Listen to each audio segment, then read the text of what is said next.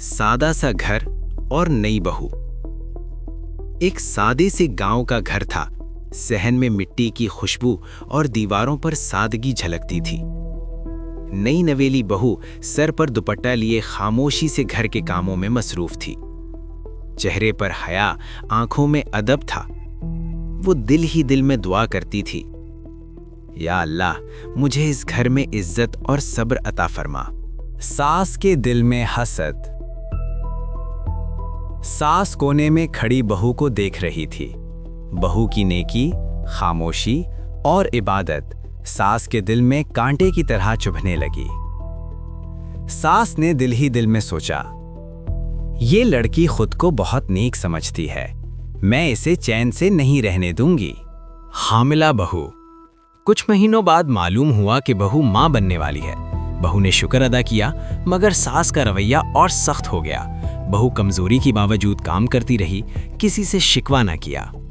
جھوٹی تہمت۔ ایک دن ساس نے اچانک شور مچا دیا۔ گھر کے سب لوگ جمع ہو گئے۔ ساس چیخ کر بولی، یہ بہو بد چلن ہے، اس کا کردار ٹھیک نہیں۔ یہ سنتے ہی بہو کے قدموں تلے زمین نکل گئی۔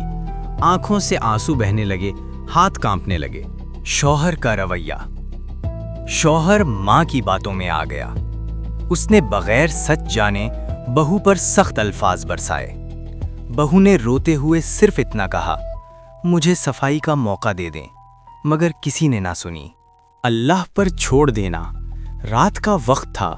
بہو جائے نماز پر بیٹھی آنسوؤں سے دعا مانگ رہی تھی، یا اللہ تو سب جانتا ہے، میرا معاملہ تیرے سپرد ہے۔ کمرے میں سناٹا تھا، مگر دعا میں یقین تھا۔ وقت پلٹا۔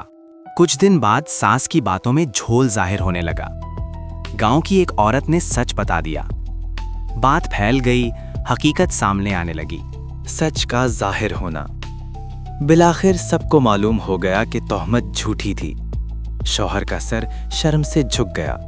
ساس کے ہاتھ کانپنے لگے، آنکھوں سے آنسو بہنے لگے۔ معافی۔ ساس بہو کے قدموں میں بیٹھ گئی۔